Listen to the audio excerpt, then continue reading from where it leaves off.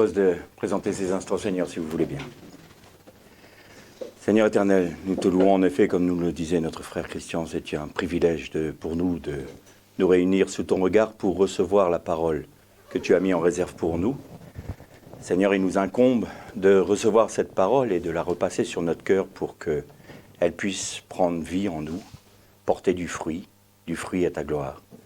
Seigneur, pour ma part, je me tiens simplement devant ta face, prosterné, pour que tu m'utilises comme toi tu le veux, que tu dises ce que tu veux, que ce soit toi qui parles, Seigneur. Te prions pour tous nos frères persécutés également, qui n'ont pas ce privilège, Seigneur, veuille les assister de ton esprit. Entoure de ta grâce, console-les, bénis-les, Seigneur, et si c'est ta volonté, qu'ils soient libérés des mains de leurs bourreaux, Père. Et nous voulons te prier pour Jérusalem, pour la paix de Jérusalem, pour ton peuple d'Israël, pour tous nos frères juifs sur ce continent, Seigneur, pour que tu les bénisses, que tu les protèges, que tu les entoures de ta grâce, et que nous ne nous taisions jamais, car si j'oublie Jérusalem, que ma droite se dessèche, Seigneur, nous ne voulons pas oublier Jérusalem. Au nom de Yeshua. Amen. Bien, on arrive donc au terme des méditations que je souhaitais vous apporter, et comme tout bon repas français, on termine par le dessert. C'est ma petite sucrerie, Soukhot, c'est une douceur pour moi, parce que toutes les fêtes de l'Éternel sont magnifiques, bien entendu, mais Soukhot a vraiment un accent particulier, et il est vrai que Yeshua, à Soukhot, était caché, mais il a fait des choses magnifiques, et il a dit des choses merveilleuses, et on va voir ça ensemble.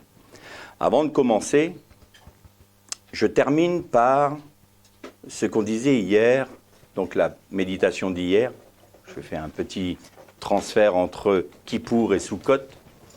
Donc on nous a parlé de la Neila, la fermeture. Vous savez que Yeshua, il a accompli, dans le moment où il a donné sa vie, il a accompli toutes les fêtes. C'était de Pessah, le pain azim, il est le pain sans levain, sans péché. Il est les prémices dans sa résurrection. Il a accompli la plénitude de la sacrificature. Et il nous conduit à Soukhot. Et avant d'attaquer Soukhot, la Neila est très importante parce que ça nous promet une espérance, l'espérance du règne éternel messianique. Et c'est ça qui nous va faire rentrer dans la réalité de Soukhot. Mais Yeshua, on le disait hier, il a dit « Shalom Aleichem » à ses frères quand il est rentré dans la chambre haute. En clair, il disait exactement ce que le grand prêtre disait. Mais il y a un élément supplémentaire qui est très important. Il souffla sur eux. Bon. Nous, souvent, on lit ça. Ah, tu as soufflé sur eux, ils ont reçu l'Esprit Saint. Hop, on passe là-dessus et c'est terminé. Et quand on étudie un peu l'hébreu, qu'on étudie un peu les traditions juives, comme notre frère Yosef, on découvre des petits secrets qui sont très intéressants. Et vous savez que quand Adam a été, entre guillemets, endormi par l'Éternel pour faire sortir la femme, pour tirer la femme, non pas de sa côte, mais de son côté, eh bien, il y a un terme intéressant quand il est dit « Et l'Éternel referma la chair par en dessous ». Et ce terme-là, ça veut dire fermer, clore, mais ça veut dire aussi, c'est un seul nom en hébreu. C'est un verbe normalement, mais c'est un seul nom. Et ce nom, c'est javelot. Javelot, une lance. Un javelot. Quand il est dit parfois prenez vos boucliers, prenez vos javelots, c'est ce terme. Et quand Yeshua est mort, un soldat romain est venu et il a percé le côté du dernier Adam. Donc la mort, entre guillemets, de Yeshua était là l'accomplissement de la prophétie que Genèse nous donne.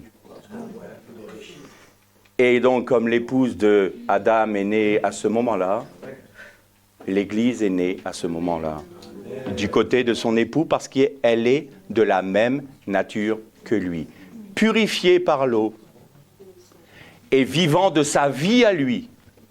En clair, quand Yeshua est mort, qu'il a été percé à la croix, l'Église, l'épouse, a été formée, comme la dame à l'origine. Et l'Éternel forma l'homme de la glèbe, de la Adama. Et il souffla dans ses narines un esprit de vie. Et Yeshua souffla dans les narines de son épouse un esprit de vie. C'est là que l'épouse est née. Et nous avons l'espérance maintenant du règne éternel, étant nous l'épouse du Mashiach. Et maintenant on va rentrer dans Sukkot. Parce que c'est notre espérance. Nous avons accepté d'entendre le chauffard de Yom Teruah. Nous avons accepté le pardon de Yeshua à Kippour. Et à Kippour, il nous a dit, vous êtes mon épouse. Vous naissez de mon côté. Vous êtes de ma nature. Et comme vous êtes de ma nature, je ne suis pas un Dieu qui veut garder sa gloire pour lui-même. Je veux partager ma gloire avec mon épouse. Et maintenant, rentrer dans la fête de Sukkot. Alors, je vous invite à faire deux lectures. La première, on la fera dans le livre du Lévitique, au chapitre 23, et à partir du verset 39.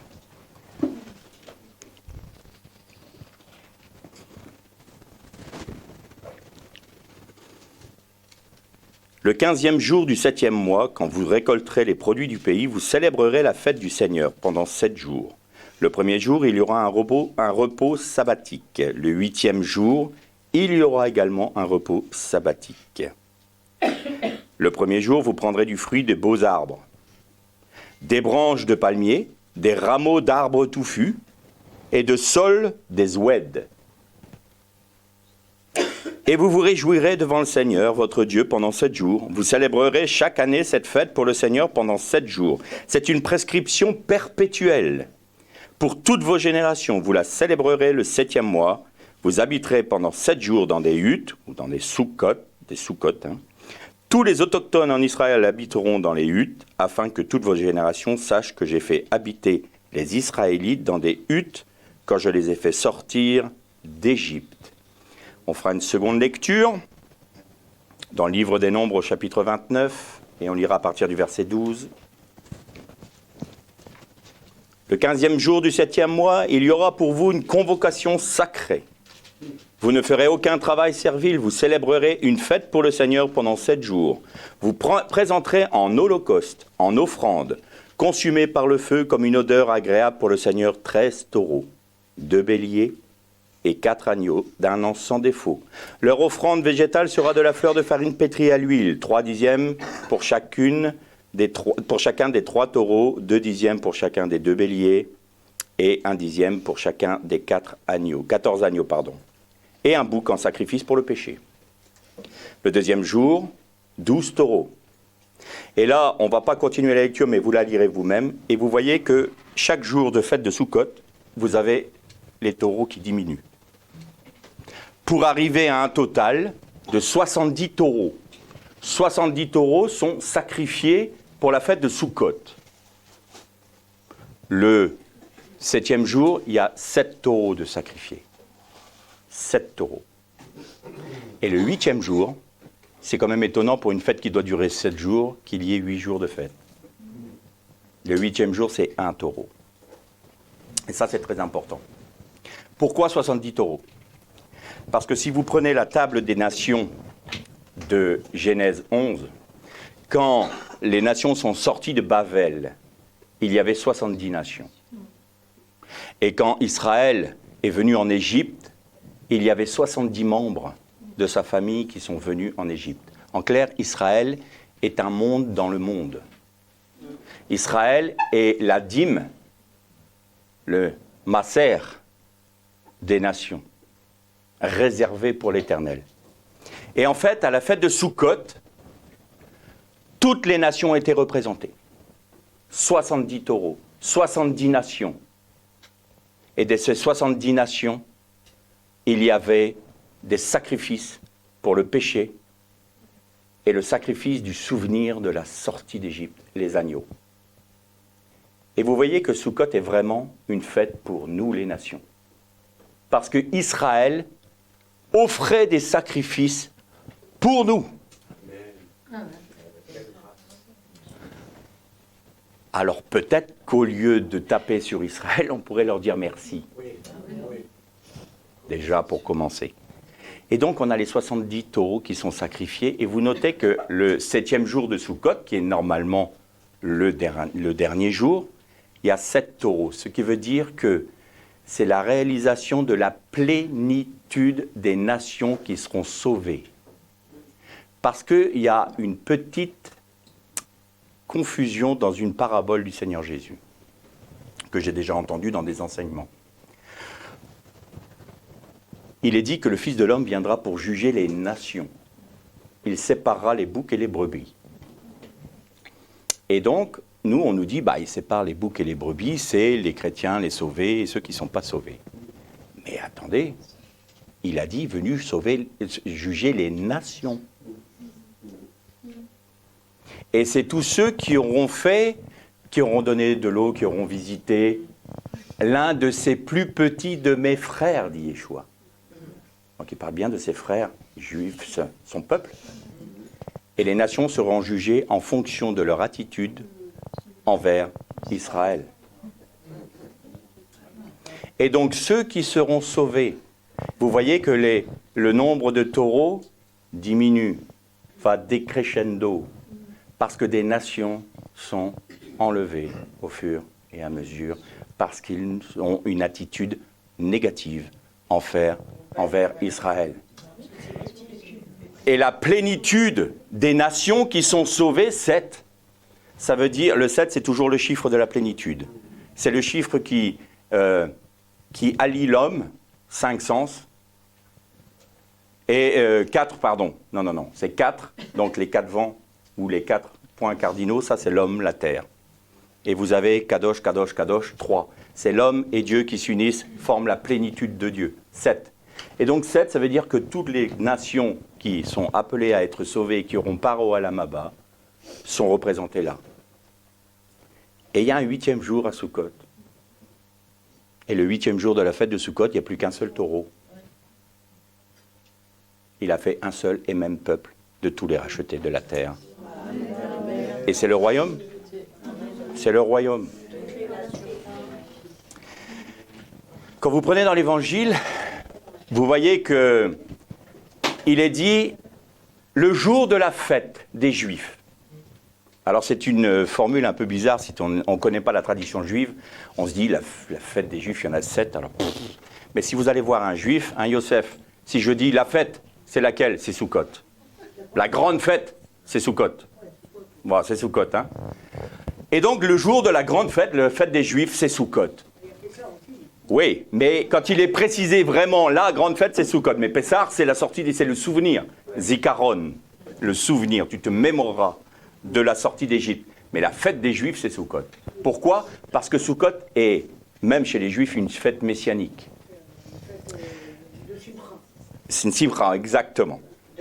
De joie. Simrat Torah, c'est vraiment une fête joyeuse. On est passé de l'austérité, du pardon, en espérant être pardonné, à la joie et la plénitude de la joie. Et d'ailleurs, le dernier jour de Kippour, maintenant, il n'y a plus les fêtes du temple, mais on appelle la Simchat Torah, la joie de la Torah, parce que c'est le moment où nous lisons la dernière paracha de l'année. Et on recommence une autre paracha le Shabbat suivant, et on reprend un cycle de lecture. Et ce qui est très intéressant, c'est que la dernière paracha se termine en disant « aux yeux du peuple ». Et la première paracha se commence par « au commencement ». C'est comme si l'Éternel disait « aux yeux du peuple, je recommence ». Aux yeux du peuple, au commencement. Aux yeux du peuple, voici, je fais toute chose nouvelle. Donc le lien, il est là. Et Sukkot est une fête de joie. Et on voit Jésus qui dit à ses frères, je ne monte pas avec vous. Je ne vais pas au temple avec vous. Mais attends, tu es un rabbi? Tu es un mâle d'Israël? C'est une fête des régalim, hein. C'est des pèlerinages. Tout mâle d'Israël doit monter à Jérusalem, au temple, pour célébrer la fête de Sukkot. Pourquoi tu ne viens pas, Yeshua? Et il nous est dit, et Jésus monta en secret. Il n'y a pas de hasard dans la Bible. Hein. Pourquoi en secret? Et pourquoi tu ne montes pas franchement, puis dire, voilà, je suis la lumière du monde. Tu viens en secret. En breton, on dit en loose day. Ah bah, donc il doit y avoir des Bretons dans le 9-3. Tu me diras, 2-9, 9-3, on n'est pas loin du compte. Et Jésus monte au temple. Et vous savez que quand on célébrait la fête de Sukkot, c'est à ce moment-là que, comme c'est une fête messianique, on allait au temple habillé en blanc. Les femmes n'avaient pas obligation de venir à la fête de Sukkot, mais en règle générale, elles venaient toutes avec une petite lampe à huile. Et toutes les femmes montaient au temple et posaient leur lampe autour, dans le parvis, autour du temple, ce qui faisait que le temple était totalement illuminé. Et c'est à ce moment-là que Yeshua a dit « Je suis la lumière du monde ». Je suis la lumière du monde, mais ça exprimait quelque chose d'important pour Israël. Israël savait très bien que le tabernacle, ou le temple, était un édifice anthropomorphique. C'est-à-dire qu'il exprimait la personne et l'œuvre du Messie. Et quand Yeshua a dit « Je suis la lumière du monde », tout le peuple voyait que le temple était illuminé. En clair, Jésus disait « Je suis celui qui incarne le temple. Je suis l'incarnation de toutes les fêtes, de tous les Shabbats, de tous les corbanotes. Les corbanotes, c'est des sacrifices. Je suis l'arche d'alliance. Je suis celui qui verse son sang sur le caporet. On en a parlé à Kippour. Je suis le grand prêtre qui rentre dans le Saint des Saints, qui vous donne accès à l'arbre de vie. Je suis l'arbre de vie. Je suis l'arche d'alliance. Je suis la manne. Je suis la Torah. Je suis le bâton d'Aaron. Je suis tout ça. J'ai tout accompli parfaitement pour vous. Je n'ai pas annulé la Torah. Je suis l'aboutissement de la Torah. Je suis le but de la Torah. Et alors certains juifs ont dit, attends, il se prend pour qui lui? C'est pas possible. Il se prend pour Dieu ou quoi? Puis d'autres disaient, ouais mais non, on n'a aucun de nos maîtres qui ont parlé comme ça. Il y a quand même quelque chose de bizarre là. Et Yeshua était pourtant venu caché. En secret. Il est venu en secret. Et bien justement, on va en parler. Elle est en avance sur moi, il faut que je suive là. Je vais essayer de suivre. Mais c'est très bien, c'est très bien. Il va y avoir des réponses, j'espère. De moi, j'espère que le Seigneur va répondre à toutes les questions. Et Jésus vient de manière cachée et il dit cette parole quand même au niveau du temple.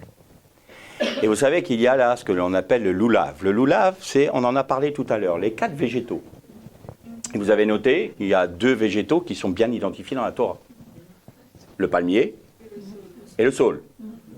Après, l'arbre touffu, le fruit des beaux arbres. Et donc la tradition nous dit que c'est Salomon qui a déterminé les 2 dernières espèces de végétaux.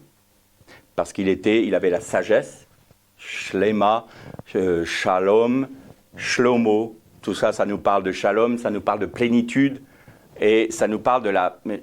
Salomon n'a pas demandé la richesse et la puissance, il a demandé la sagesse. Et donc il était habité par la Chokhma, la sagesse divine. Et donc il avait la sagesse pour pouvoir apporter au peuple des éléments que la Torah ne disait pas. Donc moi, j'ai certains frères chrétiens qui me disent « Oh, la tradition juive, il faut se méfier. » Mais déjà, d'une, si nous n'avons pas la tradition juive, la tradition orale, il faut savoir que les premiers parchemins de la Torah, c'est des successions de lettres, sans séparation de mots, sans séparation de phrases, sans séparation de versets, sans numéros, sans voyelles. Bonjour pour aller vocaliser la Torah. Je vous souhaite du courage. Donc, il fallait bien que Moshe donne au peuple la signification, la façon de vocaliser, parce que vous prenez même le premier mot, Bereshit, mais si vous prenez les premières lettres, ça veut dire bara, ou ça veut dire bar, et puis Esh au milieu, qui veut dire feu. Est-ce que c'est Bereshit? Est-ce que c'est bar? On ne sait pas. Donc, il fallait bien qu'il y ait une tradition orale. Alors, je ne suis pas en train de dire que la tradition orale a la même valeur canonique que la Torah écrite, bien entendu, d'autant plus que les rabbins ont rajouté des traditions à la tradition, et c'est pour ça que Yeshua disait « mais vous annulez la Torah par vos traditions ». Bien. Mais chaque fois que vous prenez la tradition orale juive, vous la jugez par rapport à la Torah écrite, et vous savez si elle est fondée ou pas. Tout comme quand on reçoit quelque chose de la part du Seigneur, nous devons vérifier si ce que nous avons reçu, la pensée, la vision, le rêve, le songe, que sais-je, est-ce que c'est conforme à la parole? Moi, si un jour j'entends le Seigneur qui me dit « prends 10 femmes », la Bible dit bien que celui qui sert le Seigneur soit mari d'une seule femme. Bon, je saurais facilement que c'est pas biblique, que c'est pas Dieu qui m'a parlé. Bon, puis je fais ma petite blague, elle n'est pas là aujourd'hui. Déjà avec une c'est compliqué, alors avec 10.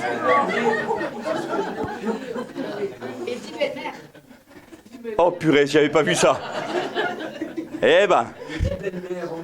Bon, pardon chérie, je sais que tu dois me supporter aussi. Ah ouais.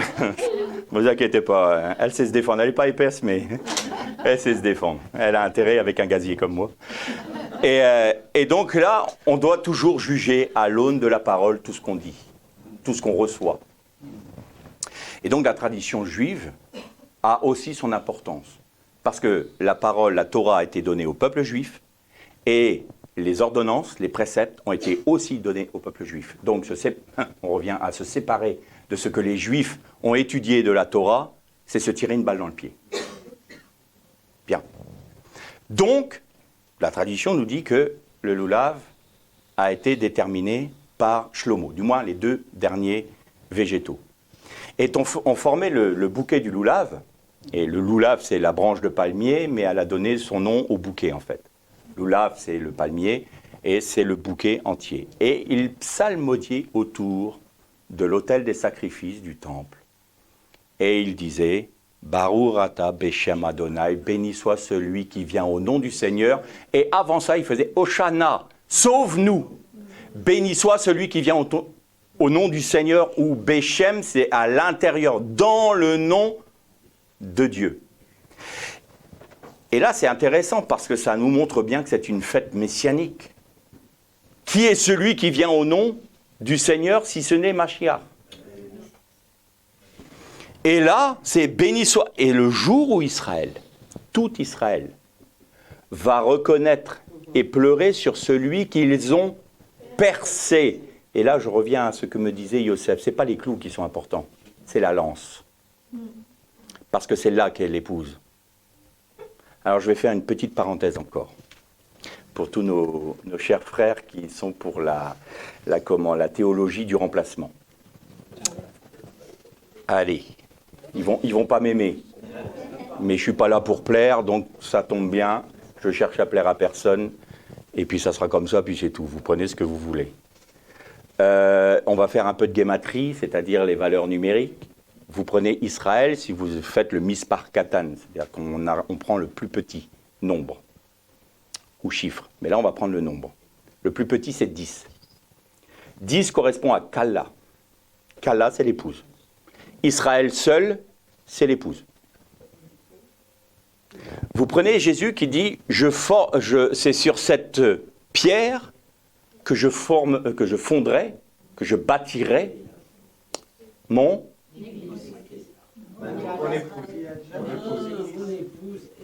Non. Ma beit atefilati, ma maison de prière, qui est en relation avec Ésaïe 56, qui dit « Et je ferai ma maison de prière pour les nations ». Et beit atefilati, vous allez au mispar katan, vous trouvez 9. C'est pas l'épouse. Maintenant, vous allez joindre Beit Atefilati à Israël, vous allez faire le Mispar Katan, vous retrouvez 10. Israël seul est l'épouse. Les nations seules ne sont pas l'épouse. Les nations rattachées à Israël sont l'épouse. Bon, maintenant je sais que je vais prendre des coups de pelle, mais c'est pas grave.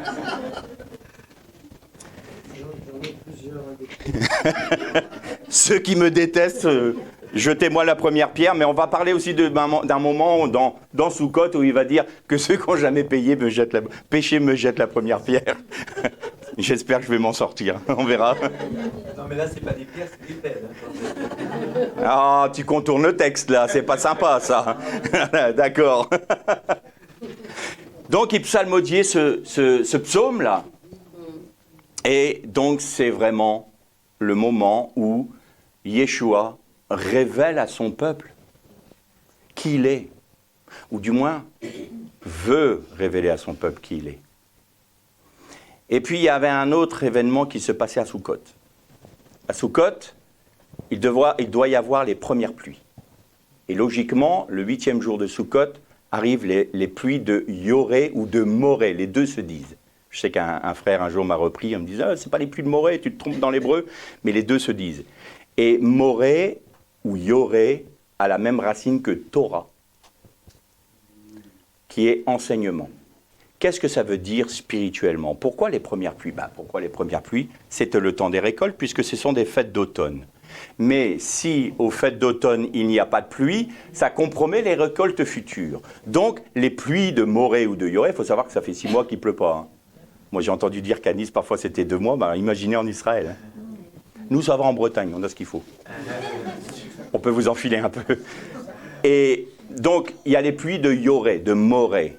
Et vous savez que la Torah, la parole, est toujours comparée à la rosée du matin ou à la pluie de l'arrière-saison.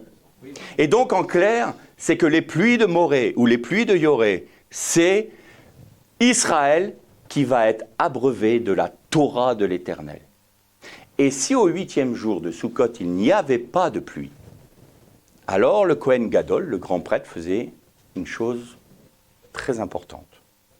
Il descendait avec un vase d'or au bassin de Siloé, donc au sud de Jérusalem. Et il faisait ce que l'on appelle la shoeva. La shoeva, c'est le rituel du puisage de l'eau. Il prenait l'eau au bassin de Siloé, il remontait au temple et il versait l'eau aux 4 coins de l'autel. Et il implorait l'Éternel pour qu'il fasse venir les pluies de Yoré ou de Moré sur Israël. En clair, il disait que la bénédiction de ta Torah se déverse sur ton peuple pour que nous observions tes commandements et que nous soyons favorables et agréables à tes yeux. Et dans un épisode que l'on va déterminé tout à l'heure, dont on va parler tout à l'heure, qu'est-ce que dit Jésus? Je suis la source d'eau vive. Je suis la source d'eau vive. Je suis la pluie de Yoré.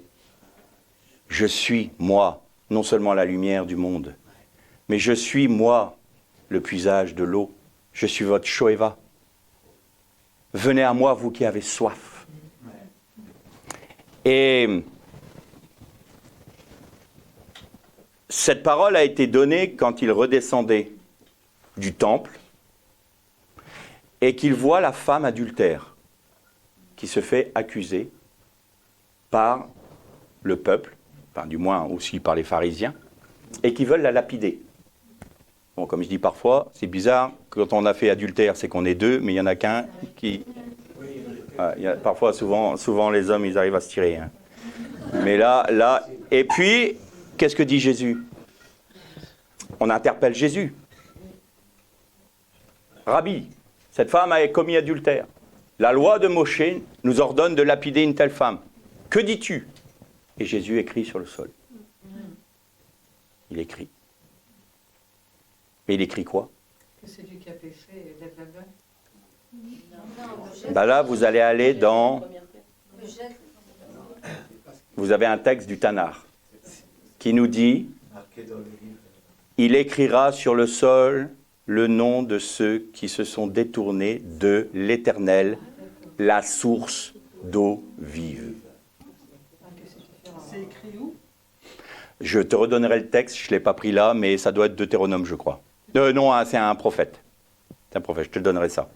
Je le recherche tout à l'heure. Et donc il est dit que j'écrirai sur le sol. Donc comme je le dis toujours, si vous voulez avoir une explication, un éclairage sur la Brit Hadasha, le Nouveau Testament, allez dans les Écritures, tout est dit. Pourquoi? Parce que la Brit Hadasha... Pardon? Les traductions, c'est... Ah ben oui, parfois les traductions sont un peu aléatoires, mais de toute façon, même par le Saint-Esprit, on y arrive. C'est lui qui nous enseigne. Donc, le Nouveau Testament, c'est le commentaire de toutes les Écritures. Donc, il y a toujours une relation. Il faut toujours aller chercher un point qui vous intéresse, qui vous interpelle, aller chercher si dans le Tanakh, il n'y a pas quelque chose. Et il y a toujours quelque chose. Et là, que dis-tu? Ben, que celui qui n'a jamais péché lui jette la première pierre. Et le texte nous dit, ils partirent du plus vieux jusqu'au plus jeune. Et comme je dis souvent, c'est les plus vieux parce que c'est ceux qui sont plus chargés en péché. Ah oui, ils ont vécu plus longtemps, ils ont chargé la mule, et ils se disent, ouais, bon, on va peut-être pas commencer là parce que ça sent mauvais pour nous. On risque de se retrouver à la place de cette femme et on va se faire lapider. Et donc là, la femme se retrouve seule. Et il lui dit, où sont tes accusateurs? Ben, je ne sais pas, maître, ils sont partis. Et Yeshua qui lui dit, moi non plus, je ne te condamne pas. Moi, la source d'eau vive, je ne te condamne pas. Moi, la lumière du monde, je ne te condamne pas. Moi, celui qui est l'incarnation et l'expression du temple, je ne te condamne pas. Moi qui suis Dieu sur terre, fils de l'homme, je ne te condamne pas. Mais va et ne pêche plus.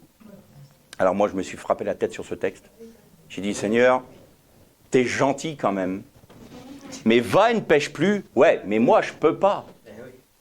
C'est facile de me dire, va et pêche plus. Mais j'ai compris qu'après, dans le texte, c'est un impératif. Et donc, Jésus ne dit pas, bah, va, puis tu te rappelles, il ne faut pas pécher. Ne recommence pas, autrement, tu te tapes sur la main. Non. Et il dit, va. Moi, le Messie, je te donne maintenant la capacité de ne plus pécher. C'est par ma grâce que tu ne pécheras plus. C'est par ma force que tu ne pécheras plus. C'est par ma puissance que tu ne pécheras plus. Ce n'est pas par la force, ni par la puissance, mais par mon esprit. C'est ce que disait Yeshua à cette femme. Et donc, à Sukkot, donc les Juifs font une cabane. On doit voir le ciel à travers le toit.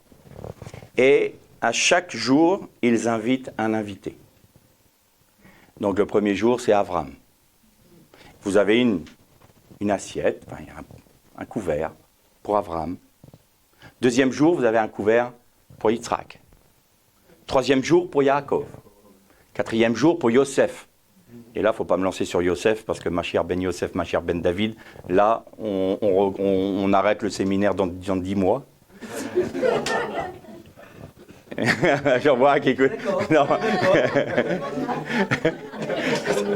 Non, mais je te vois venir, là. Il va impérativement, je reste sur Nice. Et donc, Yosef le 4e jour, David, Moshe, Abraham. Et le 8e jour, alors. Le 8e jour, il y a une place pour Mashiach. Il y a une place pour le Mashiach. Le 7e jour, on fait Skouga Mashiach. Exact.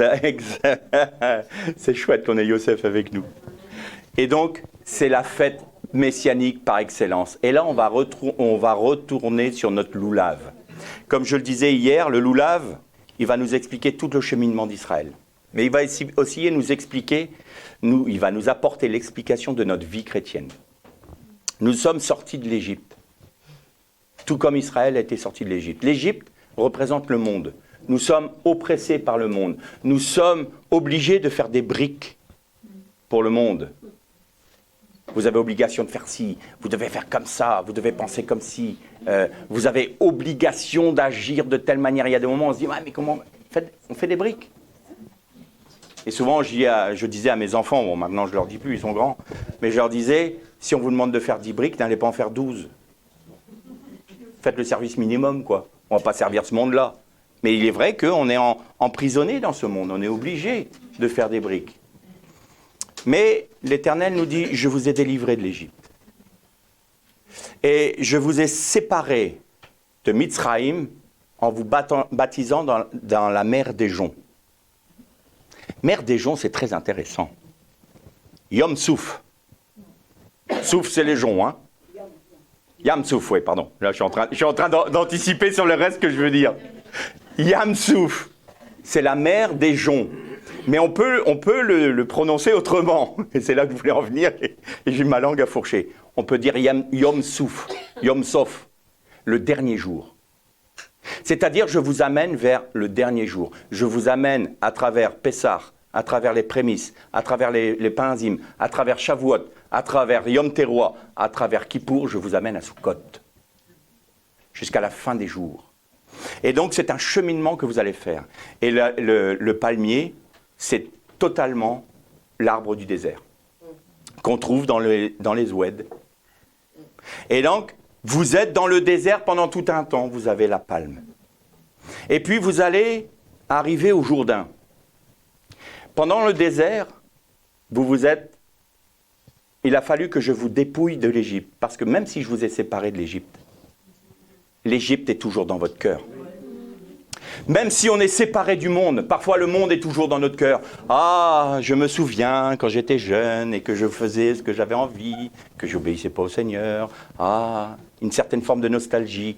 Et là, le Seigneur, il dit, mais je te délivre de ce que tu as vécu. Tu étais peut-être sous l'emprise de substances, tu étais peut-être sous l'emprise de je ne sais pas quelle habitude ou addiction. Je t'ai libéré de tout cela. Et tu jettes un œil pour te dire, ah quand même, c'était pas mal quand j'avais fumé mon joint. Quand même, je t'ai libéré de ça. Tu veux y retourner? Ah, d'accord. Alors il faut que tu traverses le désert. Et dans le désert, tu vas te rebeller, et te rebeller, et te rebeller. Et tu vas avoir des attaques. Et tu vas te rebeller, et tu vas avoir des attaques. Et dans le milieu de ce désert, je vais toujours te présenter le serpent d'airain. Parce que le serpent d'airain, c'est Satan qui reste sur la croix. Vous voyez, c'est plus Jésus qui est dessus. Donc quand on présente un Jésus qui n'est pas descendu de la croix, ça veut dire qu'on laisse Jésus et on veut garder le serpent. Mais Jésus n'est plus sur la croix, c'est le serpent qui est dessus. Il ne faut jamais oublier ça. Autrement, c'est une idole. Et donc, il faut qu'on soit dépouillé de nous-mêmes, dépouillé de nos certitudes, dépouillé de nos envies de retourner en Égypte. Ah, quand j'étais en Égypte, je me souviens, on avait de la viande et on avait de l'eau. Ah, c'était quand même bien. Dis donc, les coups de fouet, vous les avez oubliés? Ah oui, c'est vrai, il y avait des coups de fouet, mais quand même, bon, j'avais pris 4-5 coups, puis j'arrivais à la maison, je pouvais manger de la viande. Et les oignons? Hein? Pas trop. Ben voilà, il y avait tout en Égypte. Et donc, il faut que l'Éternel nous dépouille de nous-mêmes. C'est notre désert. Et remarquez une chose intéressante. Ils arrivent au Jourdain. Et juste avant de conquérir le pays, c'est là qu'il est dit, et le peuple fut circoncis. Il n'a pas été circoncis du tout à la sortie d'Égypte. Hein? Il fallait qu'ils soient dépouillés d'eux-mêmes et qu'ils se revêtent de la Torah. Il fallait qu'ils vivent la Torah. Et ils étaient passés par Shavuot. Ils avaient reçu la Torah. C'est quoi, nous, Shavuot? C'est l'Esprit Saint. L'Esprit Saint, c'est la Torah. Le don de la Torah, c'est Shavuot, c'est-à-dire le compte des comptes de l'Homère. Hein, de la sortie d'Égypte jusque 49 jours, c'était le compte de l'Homère. Et la Torah a été donnée le 50e jour, qui est Shavuot, vient de 50 en hébreu. Et après la résurrection de Yeshua, 50 jours après, oui. Et moi, la circoncision, c'est avec Abraham, le pacte avec Dieu. Oui, Abraham, mais le peuple d'Israël. Même Moshe a été circoncis. Ses fils ont été circoncis, mais pas Israël. Israël a été circoncis à ce moment-là au Jourdain. Je pensais que vous parliez de la circoncision des petits garçons. Mais oui, je parle de ça. Mais pas le peuple. Tout le peuple qui est sorti d'Égypte n'était pas circoncis. Vous voyez? Et donc, dans le désert, ils n'ont pas été circoncis non plus. Mais c'est après avoir passé tout ce cheminement dans le désert, ils arrivent à la conquête du pays. Et là, nous dit le livre de Josué, tout le peuple fut circoncis. Ça veut dire quoi? Ça veut dire que la Torah vous fait rentrer dans l'alliance par la circoncision, la Brit Mila. Eh bien, maintenant, cette Torah, qui a été donnée à Shavuot, eh bien, elle est inscrite non plus sur des tables de pierre, mais sur les tables de vos cœurs. Et c'est la circoncision des cœurs. Quand nous sommes morts à nous-mêmes, que nous acceptons ce dépouillement de notre ancienne nature dans notre désert, c'est ça les épreuves, hein. Eh bien, à ce moment-là, il arrive un moment donné où nous sommes circoncis de cœur. Nous ne sommes plus dans la rébellion. Nous ne sommes plus en train de murmurer. On ne se révolte plus contre Dieu. Alors, qu'est-ce que fait Dieu? Il dit, maintenant, tu vas rentrer dans le pays et tu vas être confronté au Jourdain. Le Jourdain, c'est une deuxième petite mort. C'est dire, maintenant, Seigneur, j'ai été séparé de l'Égypte par Yamsouf, la mer des joncs. J'ai été délivré de l'Égypte dans mon cœur, dans le désert. Je suis circoncis de cœur. Et maintenant, le symbole de cette circoncision de cœur, c'est que je vais traverser le Jourdain. Ça, c'est le saule du loulav. Et donc, en traversant le Jourdain, il y a 12 pierres qui sont retirées du pays pour être plongées dans le lit du Jourdain. Et 12 pierres qui sont sorties du Jourdain pour former un autel sur les berges en Israël, en souvenir, zikaron. Ça veut dire, souviens-toi que maintenant, tu ne marches plus selon la chair, mais selon l'esprit. Tu ne marches plus selon tes pensées, mais selon les pensées de Dieu. Tu ne marches plus selon tes propres désirs, mais selon les désirs de Dieu. Tu es circoncis de cœur. Tu traverses le Jourdain. Et il a traversé le Jourdain à Gilgal. Et Yeshua a été baptisé à Gilgal. Et il a été crucifié à Galgalta, Gilgal, marqué d'un tav. Tav qui est une marque, qui est un sceau. C'est-à-dire que vous êtes circoncis de cœur par le sacrifice de Yeshua et vous êtes scellés du sceau de Dieu. Donc ne vous inquiétez pas de la marque de la bête. Amen. Si vous êtes scellés par le sceau de Dieu en Yeshua à Galgalta, il n'y a aucune marque de la bête qui peut vous... Alors, vous inquiétez pas. Ne commencez pas à vous dire, je vais avoir une puce, je vais avoir 2 puces. Mon chien en a plein. Et là, on a traversé le Jourdain. Et ça, maintenant, on va s'intéresser un peu, mais pourquoi est-ce que c'est l'arbre touffu? Et l'arbre touffu, Shlomo nous dit, c'est la myrte. Et le myrte. Et si jamais vous ne cultivez pas Israël, la terre d'Israël, si vous la laissez en jachère, ben vous voyez que c'est des champs de myrte qui poussent naturellement en Israël. Qu'est-ce que veut nous dire le myrte?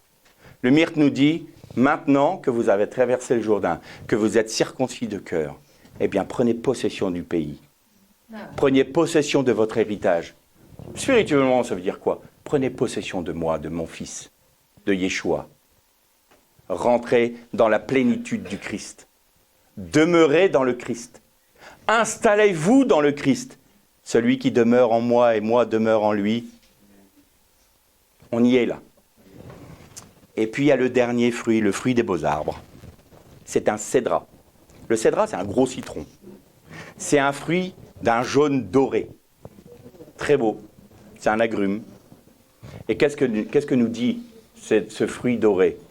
Ben, il nous parle de la Malchoute, du royaume, du Mashiach.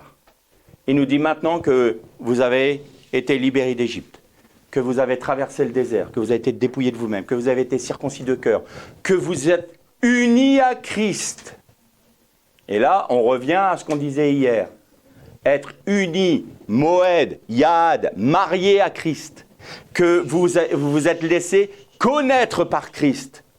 Eh bien, à ce moment-là, c'est la possession du pays que vous avez fait là. Et puisque vous avez possédé Christ, que vous avez laissé Christ vous amener dans sa personne même, dans sa nature, dans son intimité, eh bien, le royaume vous est réservé. Puisque vous êtes mon épouse, qui êtes de la même nature que moi, que vous êtes nés de mon côté, que vous êtes maintenant plongés, baptisés en moi, eh bien, la couronne de victoire vous est réservée. Mais vous avez noté qu'il y avait des Israélites qui étaient sauvés d'Égypte et qui sont morts dans le désert. Ils n'ont pas traversé le Jourdain. Ils n'ont pas conquis le pays. Ils n'étaient pas, ils Ils ne pouvaient pas. Effectivement, ils ne pouvaient pas rentrer. Mais est-ce qu'ils étaient sauvés?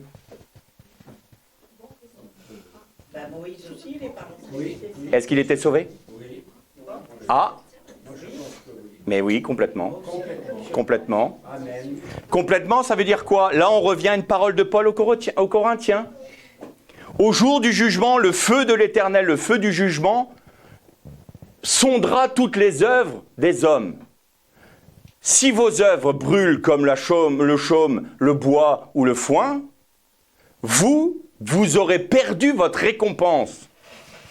Mais pour vous, vous serez sauvés comme à travers du feu. Alors attends, je ne comprends pas là, Paul. Tu me dis que je perds une récompense, mais moi j'ai toujours cru que la récompense c'était le salut. Donc si je suis sauvé comme à travers du feu, comment veux-tu que je perde ma récompense? Eh bien, la récompense, c'est avoir part au règne de Christ. C'est régner avec Christ. Tous ne régneront pas avec Christ. Tous ne seront pas résidents de la Nouvelle Jérusalem. Tous ne goûteront pas au cédrat. Parce qu'ils n'ont pas connu la conquête du myrte. Et parce qu'ils n'ont pas traversé le Jourdain. Parce qu'ils n'ont pas été délivrés de leur chair. Qu'ils n'ont pas été délivrés de l'Égypte, n'est pas sorti d'eux. Alors ils n'ont pas part au royaume. Et le royaume, c'est ceux qui ont part à la première résurrection. Heureux ceux qui ont part à la première résurrection. La première résurrection, ce sont ceux qui vont être rassemblés, parce on parle toujours de l'enlèvement. Mais c'est quand l'enlèvement? C'est quand l'enlèvement? Ben, quand ça arrivera. Je ne vais pas vous donner une date, hein, parce que le Fils de l'homme a dit qu'il ne savait pas lui-même, donc ce n'est pas un petit Philippe de Houx qui va vous le dire. Mais l'enlèvement n'est que la conséquence de la première résurrection. Et donc ceux qui sont appelés à être rassemblés avec Christ dans les nuées, il faut comprendre que depuis que Yeshua est ressuscité, il est en train de revenir. C'est un mouvement. Pour Yeshua, c'est accompli dans l'éternité. Pour notre réalité, on est dans un mouvement parce qu'on est soumis au temps. Donc Yeshua est sur le chemin du retour. Et à un moment donné, sur ce chemin du retour, ceux qui sont en Christ ressusciteront en premier, et nous qui sommes vivants, dit Paul, nous serons rassemblés dans les nuées avec Christ. Et que nous dit Zacharie? Et Machiach, l'Éternel, posera ses pieds sur le mont des Oliviers, avec tous ses saints, son épouse, mais ceux-là seuls qui sont de véritables disciples, qui se sont abandonnés totalement à Christ, qui ont accepté la discipline de l'esprit pour être dépouillés d'eux-mêmes, dépouillés de l'Égypte, circoncis de cœur, qui ont tenu à avoir une relation intime avec Christ pour prendre possession du pays, et il leur est réservé le cédrat, le règne, le royaume. Ils sont résidents de la Nouvelle Jérusalem. Pourquoi je dis ça? Parce que vous prenez les 7 lettres aux 7 églises d'Asie, au vainqueur, du vainqueur je ferai une colonne dans le temple de mon Dieu, au vainqueur je donnerai le nom, mon nom nouveau, le nom de la Nouvelle Jérusalem. Donc si tu portes le nom de la Nouvelle Jérusalem, c'est que tu es résident de la Nouvelle Jérusalem. C'est qui la Nouvelle Jérusalem? L'ange qui dit à Jean, je vais te montrer l'épouse de l'agneau et je vis descendre d'auprès de Dieu la Nouvelle Jérusalem. Point. Et ceux qui sont restés dans le désert restent dans le désert, même s'ils sont sauvés. J'ai envie de dire que l'épouse, c'est le gouvernement du Mashiach. Et les autres, ils ont part au Lamaba, mais ils ne sont pas dans le gouvernement de Dieu. Mais ils sont où alors? Dans les nouveaux cieux et la nouvelle terre, ils sont sauvés, ils ne sont pas malheureux, ils ne pleureront plus. Mais ils ne régneront pas avec Christ. Parce qu'il y aura d'autres nations, il y aura toujours des nations dans le Olamaba. C'est ce que nous dit Apocalypse. Et donc il y aura des gouverneurs, entre guillemets, dirigés par le règne du Mashiach. Alors ça ne sera pas sur le modèle que l'on vit, nous, dans notre dispensation humaine. Ça sera Mashiach qui régnera. Donc ça ne sera plus des guerres, plus de... Tu comprends? Donc là, l'épouse du Christ règne avec Christ. Les autres sont sauvés, mais comme à travers du feu, ils ont perdu leur récompense. Tous, nous sommes tous appelés. Parmi les appelés, il y a certains qui sont élus, qui ont accepté le sacrifice de Jésus. Mais seuls les fidèles règnent avec Christ. On croit que c'est 3 groupes différents. les appelés, les élus et les fidèles. C'est un seul et même groupe. Tous les hommes sont appelés à accepter le Christ.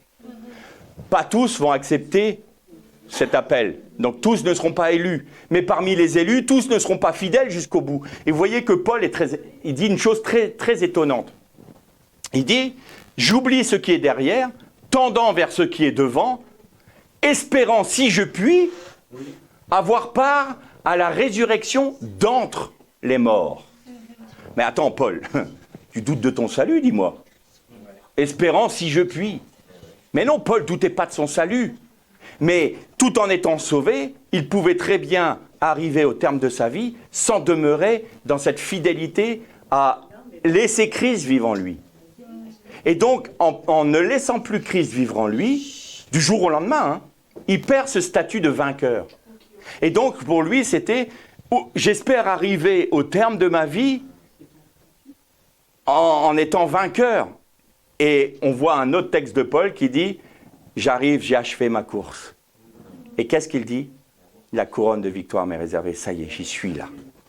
J'y suis, j'ai tenu jusqu'au bout. J'ai laissé Christ vivre en moi jusqu'au bout. Je ne suis pas retourné en arrière. Je ne me suis pas découragé en me disant « j'accepte de mourir à moi-même. J'accepte de porter ma croix chaque jour. » Ça y est, enfin, j'arrive, la couronne de vie, la couronne de la victoire m'est réservée. C'est ça, c'est pas le salut, c'est le règne. Vous voyez la nuance ? Et ça, c'est important. Et ce que le Seigneur dit à nous tous, c'est « je vous appelle à être des vainqueurs, acceptez ça ». Qu'est-ce que c'est que le monde a à vous offrir ?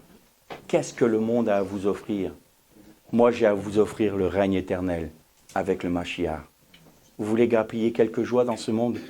Mais c'est de la folie. Pliez le genou devant moi. Prenez-moi comme maître, prenez-moi comme époux, prenez-moi comme mari. Moi, je vous aime. Et j'aimerais tellement que vous m'aimiez en retour. J'aimerais tellement que vous m'aimiez parce que je vous ai aimé en premier. Est-ce que vous voulez ? C'est cet appel qui retentit aujourd'hui. Parce que cet appel nous dit, voilà, on va arriver à Shavuot maintenant, à Sukkot maintenant. On va arriver dans le temps de l'éternité, du règne. Est-ce que vous voulez régner avec moi ? Vers les shalom. Oui. Alors, j'ai beaucoup de questions. Je m'en doutais. Alors, la première, pour vous, je vois que des frères et sœurs. C'est la première fois que je viens. Je suis dans la Torah et dans la Torah. Oui. Je crois en Jésus. Oui. Mais pour moi, Jésus, c'est un prophète. C'est pas le Fils de Dieu. Ah oui. Moi, c'est direct Hachem. Oui. Direct. D'accord. La foi va direct à Hachem. Oui. Je connais l'Ancien Testament. Bien sûr. Mais j'ai jamais lu le Nouveau. D'accord. Je ne suis pas attiré du tout le Nouveau Testament. Ok. Ma première question. Pourquoi ? Vous voyez, je suis curieuse parce que je cherche à comprendre. Et après, j'interroge mon âme et j'interroge C'est ça qu'il faut pour faire. avoir mes réponses. C'est ça qu'il faut faire. Voilà. En fait, je voudrais savoir, les prêtres en Israël, Oui. pourquoi ils ont refusé Jésus ? Ils ont refusé que ça soit le Messie. Oui. Alors, moi j'ai eu des réponses, maintenant je voudrais Avoir une réponse d'un disciple de Yeshua. Ah, oui, Ouais. très important pour moi. D'accord. Parce que moi je crois en Jésus, il est venu amener l'amour Oui. sur terre. Oui. Mais où ça me gêne, c'est quand vous dites que Jésus dit « Je suis Dieu, je suis l'eau, je suis la lumière ». Oui. Hachem, tu ne peux pas être au-dessus d'Hachem. Ok. Et je pense qu'il y aurait une petite... Enfin, je ne sais pas comment vous expliquer. On va- Donner ta voix à un prophète. Oui, Parce que c'est oui, un homme. Bon, ouais, peut-être ouais. c'est Hachem qui l'a envoyé aussi. Hein. J'ai pas la science. J'ai pas la science infuse. Hein. Oui, c'est... Mais on va répondre sur la base. On va répondre sur la base du Tanakh. Alors, Oui, on va pas rester dans la Brit Hadasha, dans la. c'est les prêtres, ils ont eu peur en fait. Quelle est la nature? C'est quoi le Tanakh? Tanakh, c'est l'Ancien Testament. Je suis. C'est l'ancien. Voilà. C'est les prophètes. Voilà, Tanakh, c'est un acronyme. Tanakh, c'est Torah, Ketuvim, Nevi'im. Tanakh, Nevi'im, Ketuvim, c'est le Tanakh. Quelle est la nature intrinsèque d'Hachem? sa nature.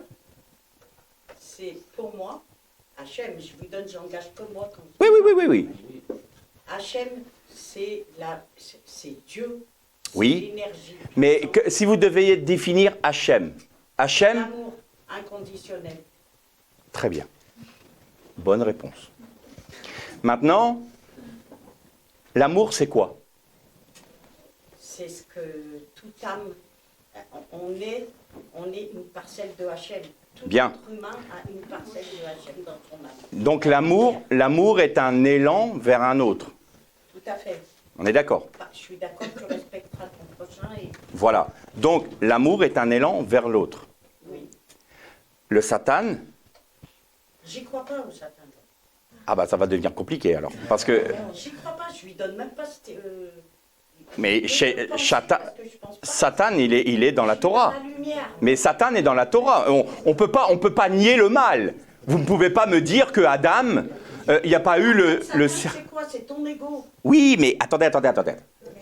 Qu'est-ce que nous dit le texte dans le prophète? Il nous dit « Chérubin protecteur, tu as regardé à ta propre beauté, tu t'es aimé toi-même. » Et c'est là que le mal est né. D'accord? Bien. Si Dieu s'aime lui-même, si Hachem s'auto-aime, il peut être sujet au mal. Mais si l'amour est un élan vers l'autre, c'est qu'il y a minimum 2 trônes. Et le judaïsme du temple parlait de 2 trônes.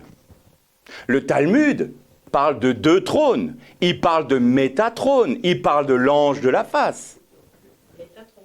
Métatron. Oui, Métatrône ou Métatron. Ça dépend de la prononciation des uns et des autres.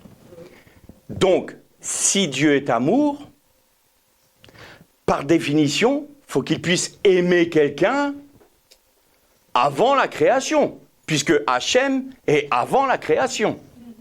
Si c'est sa nature d'amour, il faut que cet amour soit un élan vers un autre. Et avant la création, il avait déjà créé le Messie, Rabbi Moshe ben David, le Mashiach. Ok, Avant la création. donc Mashiach. Mashiach. Donc si Mashiach s'est incarné, Echad veut dire quoi exactement en hébreu? Un. Commencement. Un. Et unique, ça veut dire quoi? Unité. Un, c'est Echad. Commencement. Et unique. Bah là, vous me parlez de... Voilà. L'homme et la femme Oui. seront Bassar Echad. Une seule chair. Un, Echad. Moi, je ne suis pas une émanation de ma femme. Hein. Et ma femme n'est pas une émanation de moi. Ma femme a sa personnalité, j'ai ma personnalité, nous sommes unis, nous sommes Echad. Ma femme et moi, on est... Différents. Pardon? Et nous sommes différents.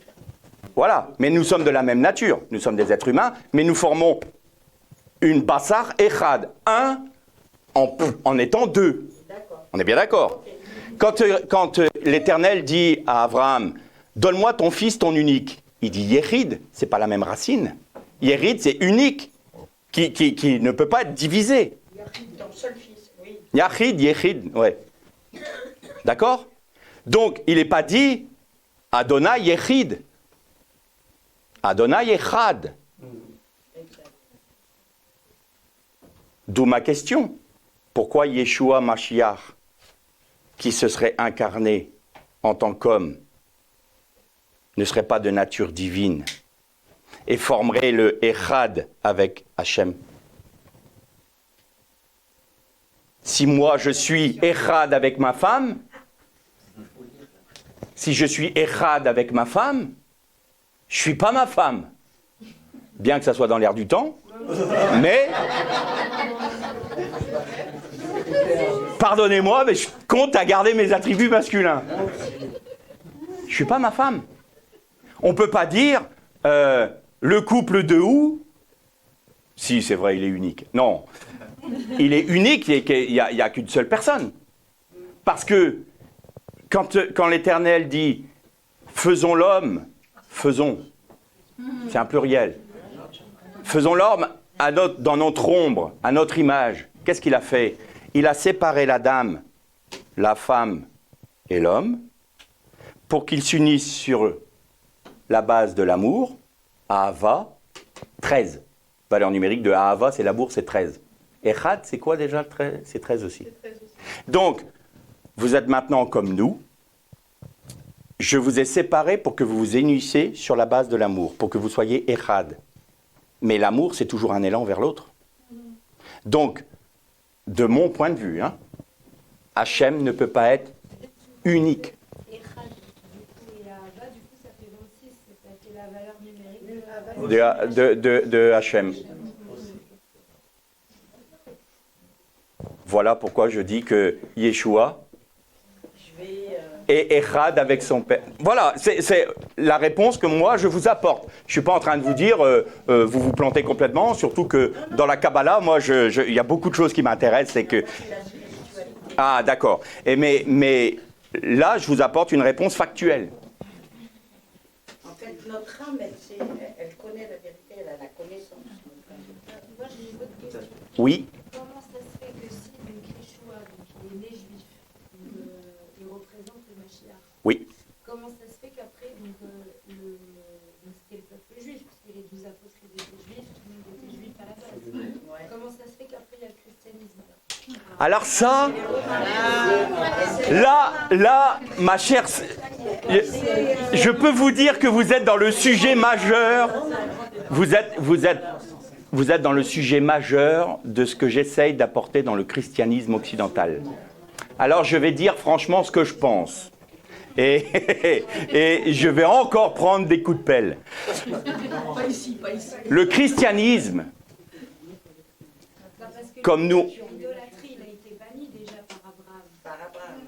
Bah évidemment, mais... Les chrétiens, pourquoi est-ce qu'ils se mettent, ou les catholiques, ou les protestants, ou les, je sais pas, les orthodoxes, les évangéliques, enfin, toutes ces branches comme chez les juifs, c'est pareil, il y a Oui, des voix. différentes catégories de niveau de pratique, Oui, comme Shomer Shabbat, comme pratiquants traditionnels, oui. comme chez les chrétiens, c'est pareil, il y a différents niveaux. Moi déjà, il y a un truc que je ne comprends pas, donc, dans le christianisme en global, pourquoi il y en a qui s'agenouillent devant une statue, parce que du coup ça a été banni, l'idolâtrie. Et c'est une idolâtrie. Je le dis haut et clair. C'est une idolâtrie.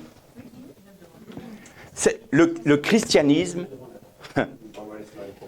n'est pas du tout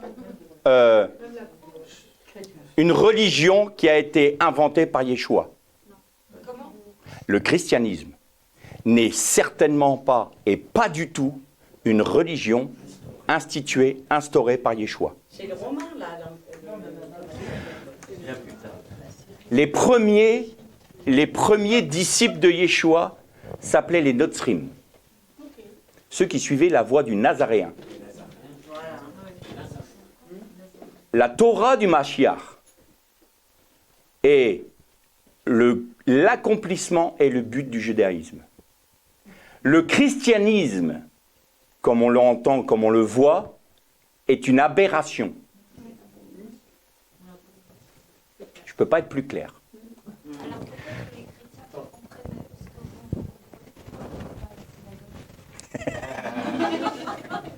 Croyez-moi que si vous m'invitez, je viens. Pourquoi ? Mais parce que, je vais vous dire une chose. Mais t'inquiète pas, je vais continuer. Le christianisme, c'est le salut, l'espérance du Olam Haba qui a été, à travers le Mashiach, offert aux nations. Et il y avait Noach qui a béni ses fils et qui a dit à Japhet, tu résideras sous les tentes d'Israël. Ce qui veut dire que dans la pensée de Hachem, je vais parler comme ça, dans la pensée de Hachem, les nations sont rattachées aux promesses d'Israël dans leur foi au Mashiach. Mashiach, c'est le Messie d'Israël, Amen. pas des nations. Amen. Oui. Qu'ont fait les nations païennes? Elles se sont assimilées, elles se sont liées aux premiers Notrim qui étaient tous exclusivement juifs. Il n'y avait pas un seul païen pendant une grosse dizaine d'années. Mais qu'est-ce qui s'est passé? C'était fatal. Qu'un jour, le nombre de membres des nations allait être plus important que le nombre de juifs. Eh bien, les nations ont volé votre promesse. Ils ont volé la promesse d'Israël. Ils ont volé le Mashiach d'Israël. Ils ont voilé le Mashiach d'Israël. Ils l'ont revêtu, ils l'ont dévêtu de la Torah pour le revêtir de la philosophie grecque. Et donc, aux yeux d'Israël, le Jésus, je ne parle pas du Mashiach, le Jésus des nations est une idole qui n'est même pas descendu de la croix. Mais comme, je veux dire aussi, pas contrepartie en allant dans le sens, Oui. moi du coup je reconnais aussi que mon peuple, du coup le peuple d'Israël, je suis juive, a aussi trahi du coup Yeshua, du coup en ne l'acceptant pas, en ne reconnaissant pas qu'il pouvait avoir des dons, donc que c'était beaucoup trop dur d'accepter ce qu'il voyait, c'était trop d'ego pour tous les pharisiens, Oui. de dire clairement, bon ben voilà, il a un don de Baruch. Et ce que vous avez dit tout à l'heure, je suis tout à fait d'accord avec vous, que le peuple juif, il se dit, mais attends, qui se prend pour... Tout à fait. Et Donc en fait, je sais pas ce qui se passe en fait pour les deux peuples, c'est en fait, si justement c'est pas le mauvais, ou moi j'aime pas dire le mot, mais on va dire le mauvais, du coup qui a fait à réussir à casser en fait le lien en fait qu'on pouvait en fait avoir tous réunis autour de Yeshua en fait. eh bien, alors, je vais vous parler Parce que mon peuple aussi il est fautif. Hein. Oui, mais les deux... Quand je vais à la synagogue, je vais parler de Yeshua, on va me prendre pour une ouf. Hein. Vous êtes toujours convaincu qu'il faut m'inviter? Regardez. Quelque chose de très simple. On va revenir au Egel Masera, le veau d'or, qu'on a traduit par veau d'or. Mais Massar, ça veut dire voilé. Mais Massar veut dire aussi qui offre des libations aux idoles. Quand le peuple d'Israël est sorti d'Égypte, il y avait le Erev Rav, le peuple mélangé. Donc c'est des nations. Ça représente bien les nations qui sortent d'Égypte avec Israël. Donc on a bien, nous les nations, une bénédiction que nous recevons d'Israël. Maintenant, vous comprenez mieux pourquoi il y a tellement d'opposition contre votre peuple de la part des nations, parce qu'elles veulent vous voler votre héritage. Surtout qu'Israël, c'est minuscule. Oui, mais ce n'est pas encore suffisant pour les nations, vous devez disparaître. Voilà, exactement. Mais ce n'est pas suffisant pour eux. Même en Israël, là où il y a eu l'arche, ils ont mis une mosquée. Oui, mais oui, exactement. Pourquoi? Parce que pour les nations, tant qu'il reste un juif, c'est trop. Voilà. Alors donnez-moi la réponse. Pourquoi? C'est spirituel. Qu'est-ce qui anime les nations? L'esprit d'Amalek. Et là, on va revenir au veau d'or. On va revenir au Egel Masera. Le Erev Rav qui représente les nations, nous, les Goyim. On est à l'origine, j'en suis convaincu, du veau. Parce que nous sommes un peuple païen. Et nous sommes habitués au paganisme. C'est les Juifs qui ont fauté, c'est pas vous. Quand il y a eu le veau d'or. Je termine. Le Erev Rav faisait partie du peuple. Il était agrégé au peuple. C'était Israël. Il n'est pas dit Israël sorti et il y avait des potes à côté qui s'appelaient Erev Rav qui sont sortis en même temps qu'eux. C'était tout un peuple. Ils se sont, entre guillemets, convertis à Israël. Ils se sont assimilés à Israël. Et eux, des Rav disent qu'ils sont à l'origine de l'idolâtrie du veau d'or. Ce que moi je crois volontiers. Pourquoi? Parce que les nations sont de facto des païens, donc des idolâtres. Donc, ce qu'ils veulent, c'est un Dieu visible. Et donc, faisons-nous un Dieu, parce que... Et puis on va l'appeler l'Éternel si vous voulez, pas de problème, mais nous on a besoin de... faut qu'on touche. Voilà, faut qu'on touche. Mais ça veut dire aussi, Massar veut dire donc voiler et offre des oblations. Le péché d'Israël, ça a été d'accepter qu'en son sein, cette idole soit là. Donc le péché des nations, c'est de falsifier votre Messie, je vais paraphraser. D'accord? De le grimer d'en faire une image d'un métal fondu, avec une croix et un homme dessus. D'accord? Un veau d'or qui s'appelle un crucifix aujourd'hui. Et ce veau d'or-là vous voile votre Mashiach. Le veau masqué, vous êtes voilé. C'est resté 400 ans en Israël, en Égypte. Et donc ils ont été habitués. Oui, d'ailleurs, dans la Kabbalah, on dit qu'il y a eu les 49 degrés d'impureté et qu'il a fallu le don de la Torah 49 jours plus 1 pour sortir de l'impureté. J'aime tellement votre peuple que je fais... Non, faut pas m'admirer moi. Remerciez Akadosh Baruch Hu. Parce que moi, je suis un petit bonhomme. J'ai rien du tout. Et ce qu'il faut bien comprendre, c'est que si Israël a les yeux voilés sur leur Messie, c'est que... Et vous allez voir là tout... Ça correspond les 49 jours, les 49 degrés, ça correspond, je pense, aux 49 jours de Homer. C'est ça. Et plus un, vous avez dû remarquer que l'Éternel avait dit à Moshe, le 49e jour, tu monteras sur la montagne. Et Moshe a fait le 50e. Voilà.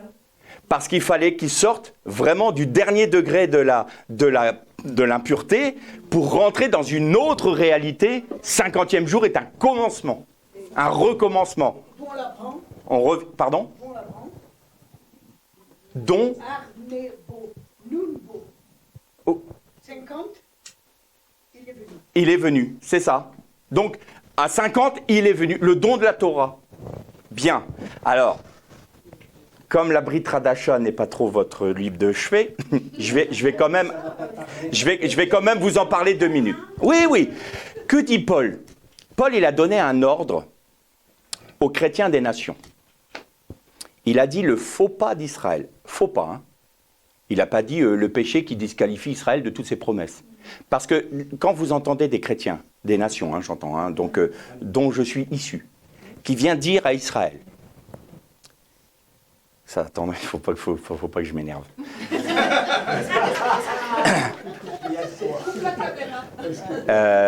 Voilà, parce que je suis pas d'un caractère très calme. Et ça, quand on touche Israël, moi, c'est comme si on touchait à ma femme. Donc, quand les nations vont dire, du coup, ça m'a tellement énervé que j'ai oublié ce que je voulais dire. Le faux pas d'Israël, voilà. Que Israël a été rejeté. Que les Juifs ont tué Jésus. Eh bien, je vais vous dire une chose. C'est tellement inique, c'est tellement pourri, c'est tellement bas, c'est tellement minable. Ils n'ont strictement rien compris. Parce qu'ils font de Dieu menteur. Parce que l'Éternel a dit à Abraham, celui qui te maudira, je le maudirai. Je te fais la promesse, et il a fait un serment. Vous vous souvenez des animaux coupés en deux et du feu qui passe entre les deux? Vous le retrouvez dans le premier mot de la Torah. Vous prenez les 2 premières lettres de Bereshit, les 2 dernières lettres, vous avez Brit, l'alliance. Et au milieu, il vous reste Esh. C'est-à-dire que déjà, quand l'Éternel a fait Bereshit, l'alliance avec Abraham était déjà actée. Et ça veut dire, Israël est rejeté. Dieu est un menteur. C'est ça que ça veut dire. Attends, mon gars. Tu vas dire, béni soit le nom de l'Éternel, alors que tu le traites de menteur dans tes actes? Tu as peut-être des choses à revoir, mon gars. C'est pour ça que je suis un peu chaud bouillant. Et on va rajouter à l'iniquité. Que dit Paul? Le faux pas d'Israël est l'occasion pour les nations de se rattacher aux promesses de ce peuple qui ont été faites à Abraham, en Yeshua. Alors, ça veut dire qu'Israël n'a pas reconnu son Messie pour que moi, je puisse avoir part à votre promesse. Est-ce que j'ai le droit de dire Israël, c'est des nuls? Alors que parce que Israël a les yeux voilés, parce que l'Éternel l'a permis, pour que moi je sois sauvé? C'est Romains 11, Paul, qui dit ça. Et qu'est-ce que dit Paul? Ne regardez pas Israël avec un regard hautain. Qu'est-ce qu'ils font les chrétiens? Le contraire. Alors je suis un goy. Je suis un goy qui dit les racines de ma foi se trouvent en Israël, dans la Torah. Amen. Et je ne peux pas sortir mon christianisme de la Torah. Si je veux comprendre mon christianisme, je dois comprendre le judaïsme. Parce que le judaïsme, c'est ma foi, accomplie en Yeshua. Alors que Dieu bénisse Israël et Am Israël Chai.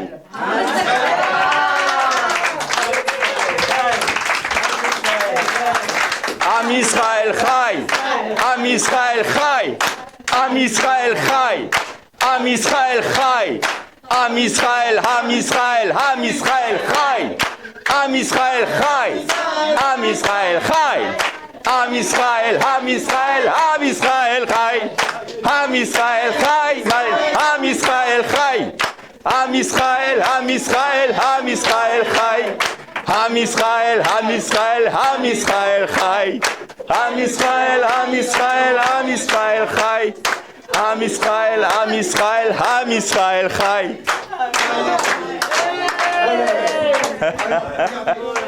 Vous savez, Shema Israël, là. D'accord? Si on lit Shema Israël, on prie tous les matins, on a Shema Israël, Adonai Elohenu, Adonai Ça, c'est gentil. Echad. Merci. Echad, c'est Merci. l'unité divisible. Et Adonai, c'est pluriel. Si c'était un, ce serait Shema Israël, Adon Elohenu, Adon Echad. On fait la pause. On va peut-être pouvoir couper la caméra. Et je vais mettre les... Oh, parce que ça fait du bien de pouvoir dire que je les aime.